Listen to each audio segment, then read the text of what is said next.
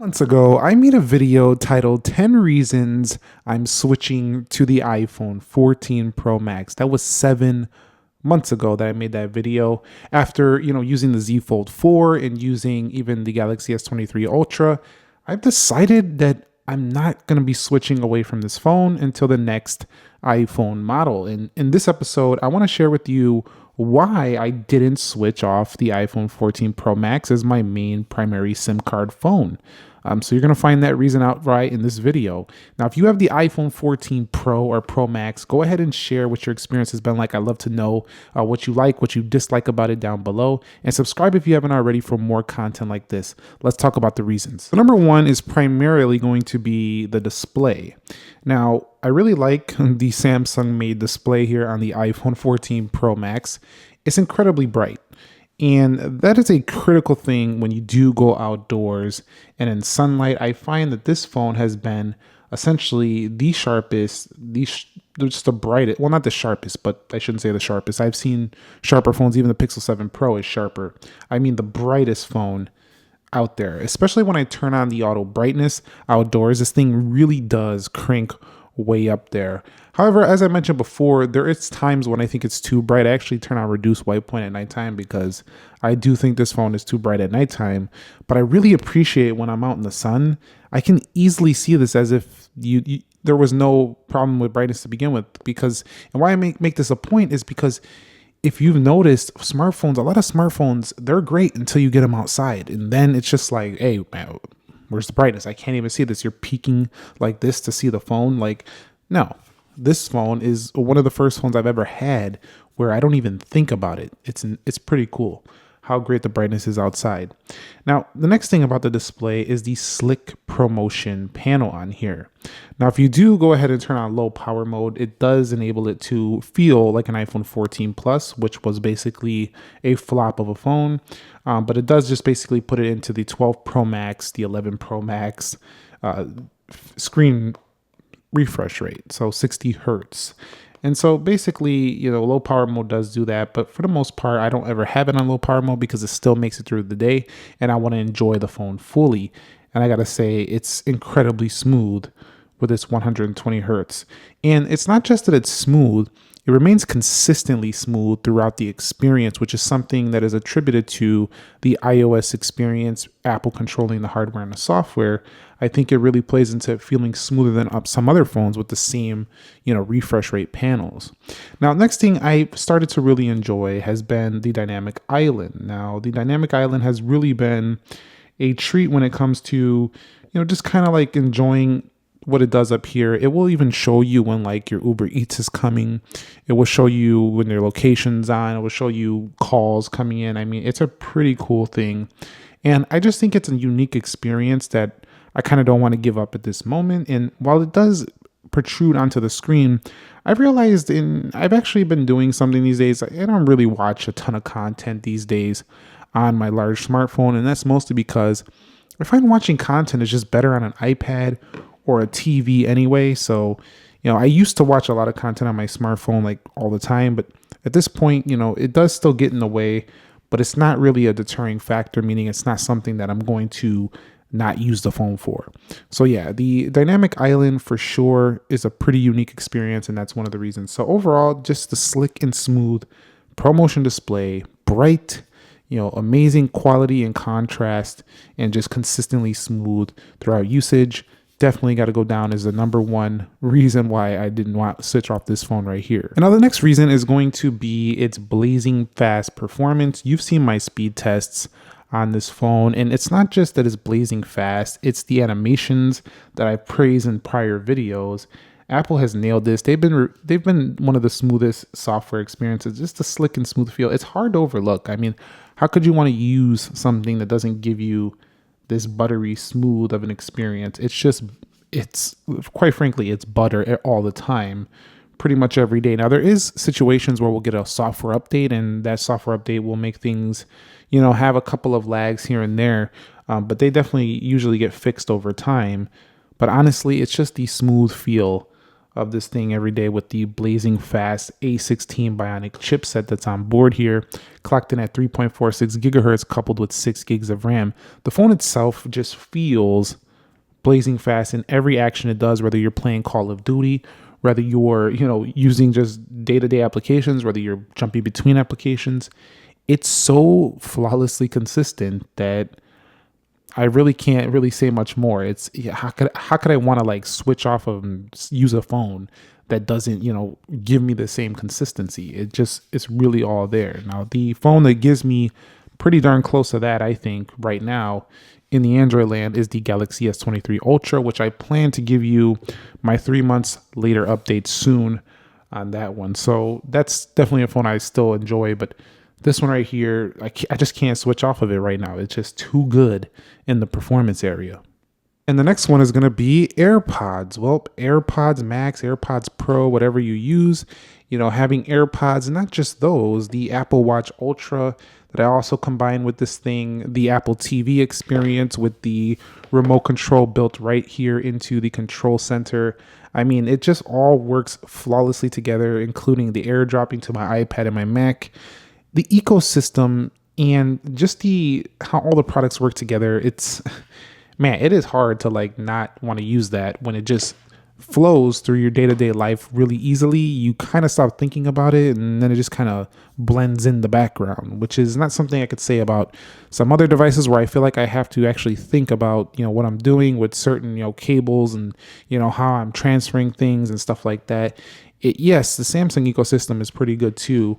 If you have Samsung products with the Galaxy Buds and the tablet and the computer, but you're still using a Windows computer, there's still, I think, a slightly less easy to use experience. So I definitely really didn't want to switch off of this because of that reason as well. Of course, I'm going to switch off of this when the next model comes, but this is why I'm staying with the big boy iPhone right now. Knows that the iOS experience, the ecosystem is definitely a draw. It definitely hooks you in. But what about the hardware itself? And I gotta say, the durability of this iPhone is confidence inspiring. And I'm hearing rumors that the next iPhone is going to be even stronger. The only thing I will say is that I get a little scratching pretty much on every iPhone I get around this area, but it's specifically more noticeable on the space black model because it's a painted black around the edges. But honestly, this thing has been a tank for me. I've dropped it multiple times and some hard drops, and there's just been no damage whatsoever to the phone. Of course, I've kept in a screen protector in a case, but I've had some pretty severe drops and even some that scared me a little bit because I had those cases where they don't cover the edges and the phone still survived that as well. So I just gotta say, man, you are really getting a tank of a phone here with the 14 Pro and Pro Max. Yes, the 14s are strong too, but not quite as strong as these boys right here. So definitely a beast of a phone, super durable. Of course, iMessage has to be mentioned, and definitely I enjoy the iMessage experience.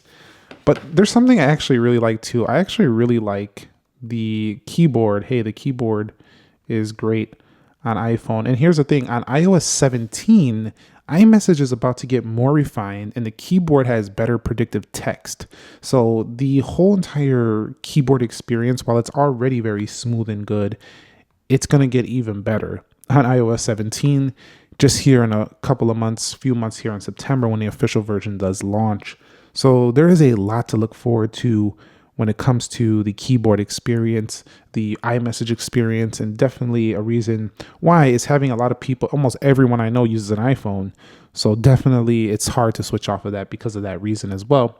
I'm sure a lot of you guys can relate to that one as well. Now, as a videographer, I got to tell you, I really love the cameras on the iPhone 14 Pro Max, but specifically the video performance. I could live with the photography and the zooming is much better on the Samsung S Ultra, but the video is where I really love the iPhone. I like how the 4K, the toggle controls are really simple. They're right there. We got the action mode. And I just like the results I get from the iPhone's camera and the front camera as well. They're super consistent. They're very enjoyable once the results actually finish. And I just got to say, man, I'm blown away with what I can do on here. I've actually shot a lot of videos on this channel this year, specifically on this phone right here. And nobody has really noticed much of a difference whatsoever.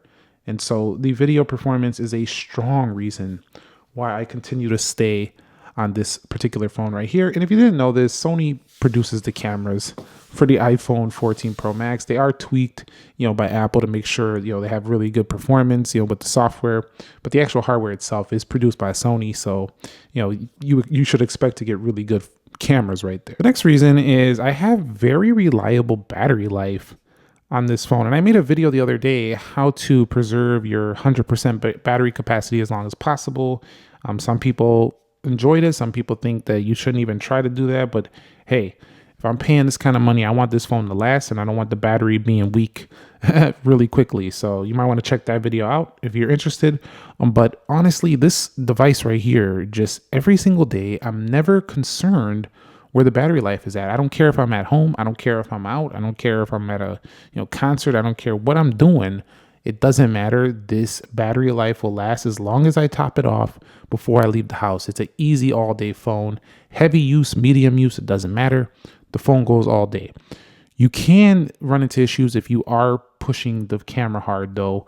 4K, you are doing a video day, then it could become a problem. Also in the heat, if you are using the Apple Maps, you are navigating somewhere, of course it's going to drain the heck out of any phone. I'm just saying a normal casual day, every single day, you are not worrying about battery life here. Charging is nowhere near as fast as some of the competitors out there, but because the battery life is so consistent and reliable, I really don't care, because I don't got to worry about it so much that I'm going to be even worrying about how fast it charges. By the time I'm ready to charge it, I'm already, on my way to go to bed. So I wake up the next day, it does the clean charging, it slows it down until it knows around the time I'm about to get up and grab that phone, and then it starts charging it back up, and then by the morning, it's ready to go. I did put on the MagSafe yesterday, and it didn't even charge it. I think I missed it. Them times when you're trying to put it on there, you're half asleep, and you just miss it? That's what happened yesterday. That's why I'm at 46 right now. But honestly, it's just an all-day battery beast, and that's one of the reasons why this phone has really surpassed a lot of the competition, in my opinion. And the next reason the 14 Pro Max has been something I've enjoyed a lot using is the flat display. Now, Samsung has the S23 Plus, which I enjoy as well, but the iPhone 14 Pro Max, this flat display is not only bigger, it feels like a big, wide, flat screen, and it's like the more premium model. So we're seeing rumors that the Pixel 8 Pro should be bringing a flat display, which will be a great competitor to the flat iPhones. But honestly, I've enjoyed the flat display. I really don't like curved displays anymore. I used to like them. I like the way they look, but I definitely prefer the flat display. I think it's more easy to grip on the sides. It's much easier to put a screen protector on. It's just a good experience. A flat display is just kind of like standard in my opinion, and I really enjoy it. Next one is the overall premium feel of the 14 Pro Max, the stainless steel edges, and honestly, I'm going to throw in the space black as well. I've loved this color since it first came out. It has the black edges with the space gray on the back. It's a darker space gray, but just clean, it's classy, it's professional. It looks great, honestly. So really enjoyed the space black colorway. I'm probably going to go with a lighter color option on my next one because I like to mix it up every year. But definitely the space black and the just the overall premium feel this phone always exudes is something that even though I've had it a long time, usually a product starts to become, you get used to it and you're like, whatever. Not with this. This one still feels just as premium was when I first bought it, and it still puts a smile on my face as to how great, I feel like I got what I got with what I paid for it. Now, the money spent on this phone is high, and I'm expecting the next iPhone to be even higher, according to rumors. But at this point, this phone definitely feels like you get what you pay for. And another reason I didn't switch is because we don't have issues here with the performance of cell strength and reception in 5G. This is something that I find Samsung phones to be better on for the most part, and I still think the S23 Ultra has faster 5G than this phone, but it definitely has really good reception strength for an iPhone. We don't really have that issue no more, and that's something that used to be an issue on the iPhone for me. So definitely, I really have to say the call quality, the reception strength, the overall speakerphone performance, all that stuff has been great on here. Connectivity has been blazing fast in all respects. So it's one of the reasons why I was not able or was not willing to switch off of this phone. Before wrapping it up, I do want to mention the eSIM on this device. Well, there's no SIM card slot because it has an eSIM. And that has played into me not really liking the convenience of switching. Switching with an eSIM is just really annoying. It's like an extra step versus just popping the SIM card out with one of these guys right here. And a lot of people actually switch back to a 13 Pro Max because they don't want to deal with this eSIM crap. But honestly, Apple doesn't really care. It seems like when people complain about a switch because they don't usually go back on what they do. You've seen it with the headphone jack, and I don't expect them to go back away from eSIM now. So definitely, you just kind of got to get used to it if you want to use the latest and greatest iPhones. But it wasn't really a factor. I would have still switched if I found something I felt like was much, much better.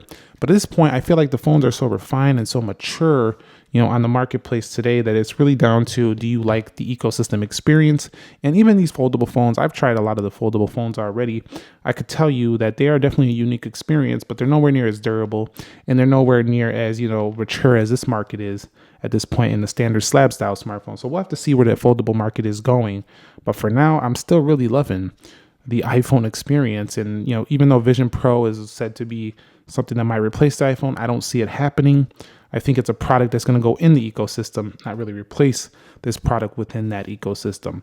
So let me know your thoughts on the 14 Pro and Pro Max. Do you have one? Did you switch to one, or did you switch away from one, or do you plan on getting one? Let's hear about that down below in the comments. Thumbs up if you enjoyed it. Subscribe if you haven't already. Nick here. Be sure to be well, and peace.